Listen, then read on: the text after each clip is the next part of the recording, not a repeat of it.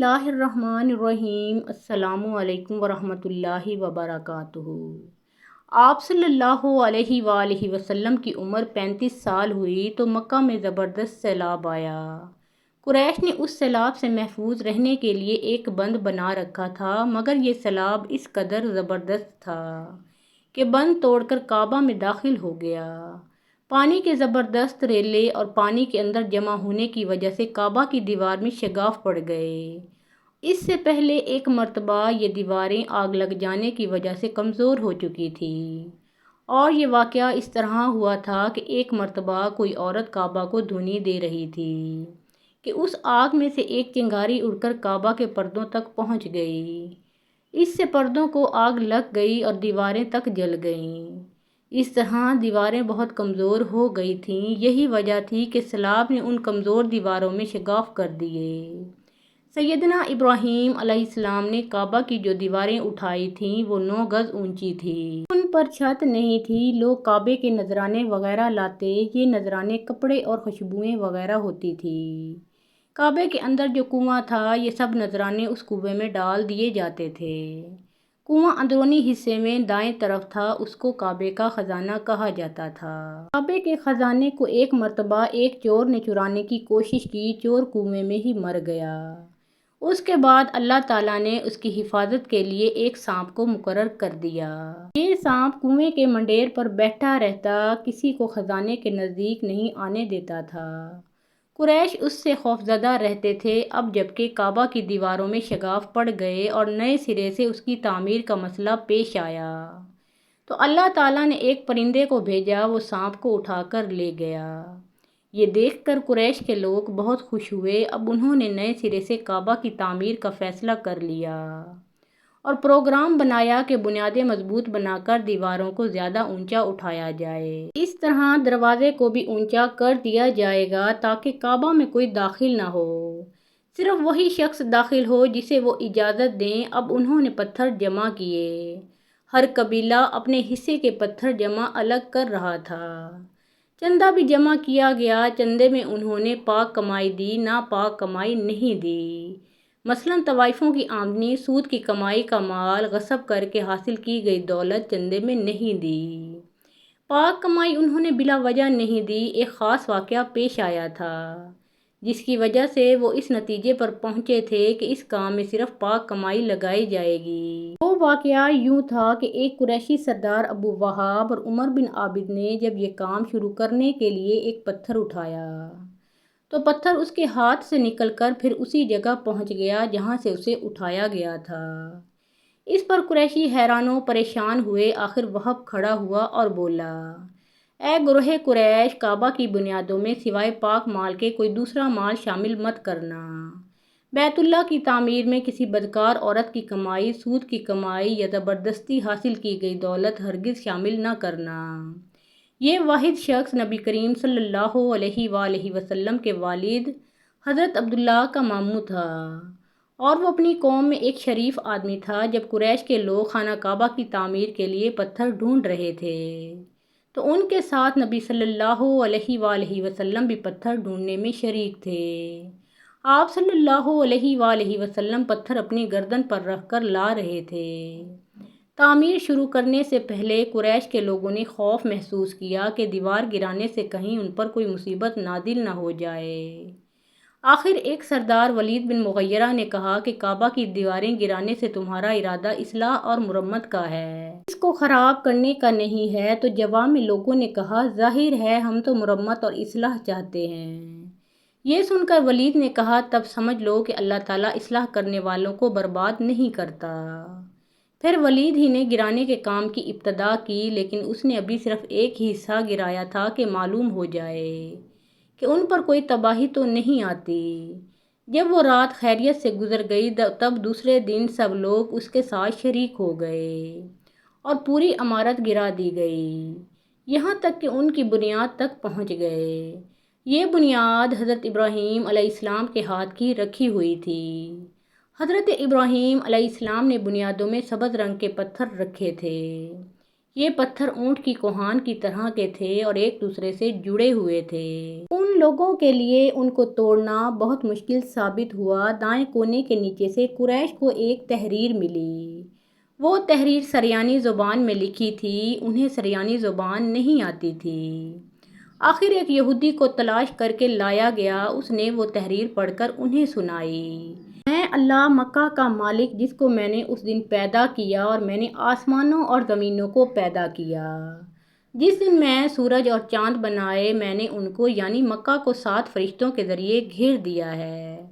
اس کی عظمت اس وقت تک ختم نہیں ہوگی جب تک اس کے دونوں طرف پہاڑ موجود ہیں، اور ان پہاڑوں کے سردار ایک تو ابو قیس پہاڑ ہے جو کہ صفا پہاڑی کے سامنے ہے، اور دوسرا کان پہاڑ ہے جو مکہ کے قریب ہے جس کا رخ ابو قیس پہاڑ کی طرف ہے۔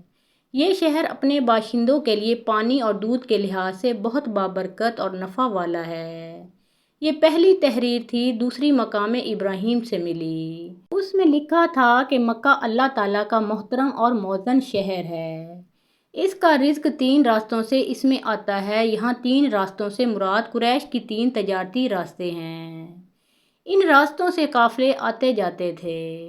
تیسری تحریر اس سے کچھ فاصلے سے ملی، اس میں لکھا تھا جو بھلائی بوئے گا لوگ اس پر شک کریں گے، یعنی اس جیسا بننے کی کوشش کریں گے، اور جو شخص رسوائی بوئے گا وہ رسوائی اور ندامت پائے گا۔ تم برائیاں کر کے بھلائی کی آس لگاتے ہو، ہاں یہ ایسا ہی ہے جیسے کیکر یعنی کانٹے دار درخت میں کوئی انگور تلاش کرے۔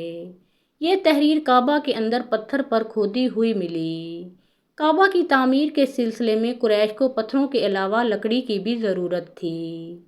چھت اور دیواروں میں لکڑی کی ضرورت تھی۔ لکڑی کا مسئلہ اس طرح سے حل ہوا کہ ایک جہاز عرب کے ساحل سے آ کر ٹکرا گیا۔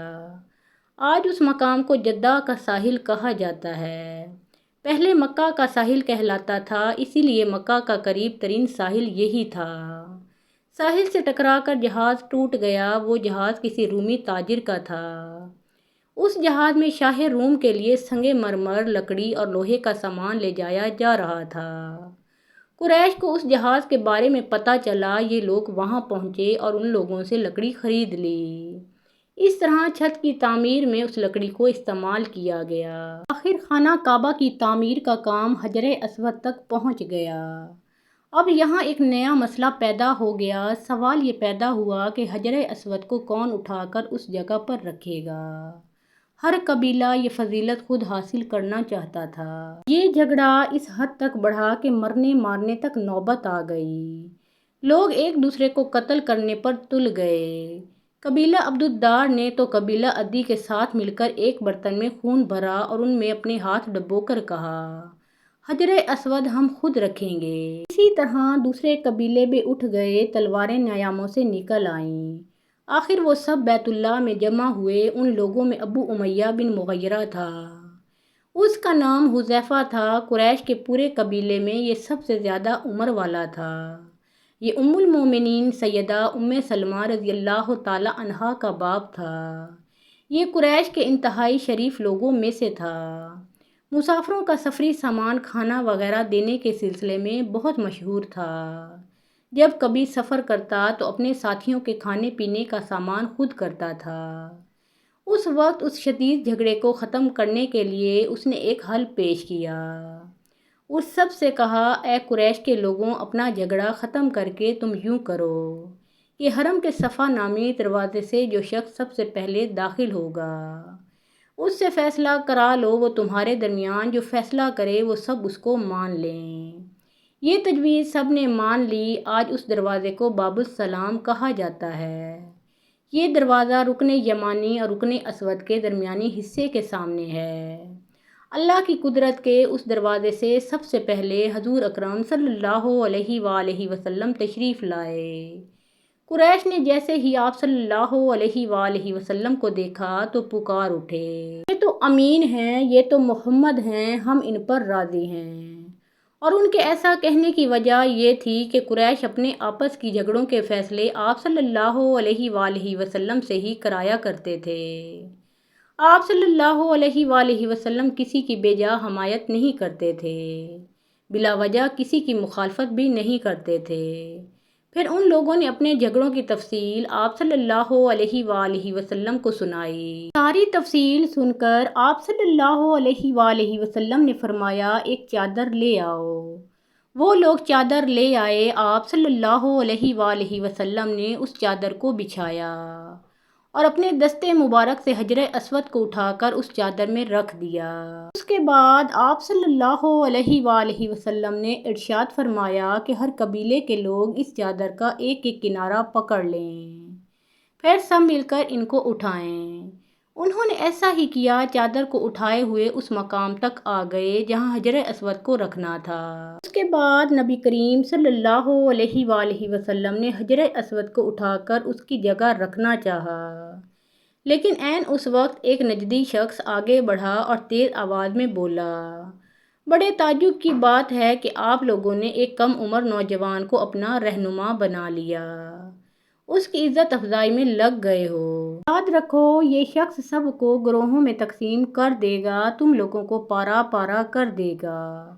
قریب تھا کہ لوگوں میں اس کی باتوں کی وجہ سے ایک بار پھر جھگڑا ہو جائے، لیکن پھر خود ہی انہوں نے محسوس کر لیا کہ حضور اکرم صلی اللہ علیہ وآلہ وسلم نے جو فیصلہ کیا ہے وہ لڑانے والا نہیں، لڑائی ختم کرنے والا ہے۔ چنانچہ حجر اسود کو نبی کریم صلی اللہ علیہ وآلہ وسلم نے اپنے مبارک ہاتھوں سے اس جگہ پر رکھ دیا۔ مورخوں نے لکھا ہے یہ نجدی شخص دراصل ابلیس تھا جو اس موقع پر انسانی شکل میں آیا تھا۔ جب کعبہ کی تعمیر مکمل ہو گئی تو قریش نے اپنے بتوں کو پھر سے اس میں سجا دیا۔ محترم ناظرین، کعبے کی یہ تعمیر جو قریش نے کی تھی چوتھی تعمیر تھی۔ سب سے پہلے کعبہ کو فرشتوں نے بنایا تھا۔ بعض صحابہ نے فرمایا ہے کہ زمین و آسمان کو پیدا کرنے سے پہلے اللہ تعالیٰ کا عرش پانی کے اوپر تھا۔ جب عرش کو پانی پر ہونے کی وجہ سے حرکت ہوئی تو اس پر یہ کلمہ لکھا گیا، اللہ تعالیٰ کے سوا کوئی معبود نہیں، محمد صلی اللہ علیہ وآلہ وسلم اللہ کے رسول ہیں۔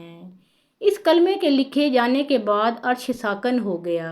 پھر جب اللہ تعالیٰ نے آسمانوں اور زمین کو پیدا کرنے کا ارادہ فرمایا تو پانی پر ہوا کو بھیجا، اس سے پانی میں موجیں اٹھنے لگیں اور بخارات اٹھنے لگے۔ اللہ تعالیٰ نے ان بخارات یعنی بھاپ سے آسمان کو پیدا فرمایا۔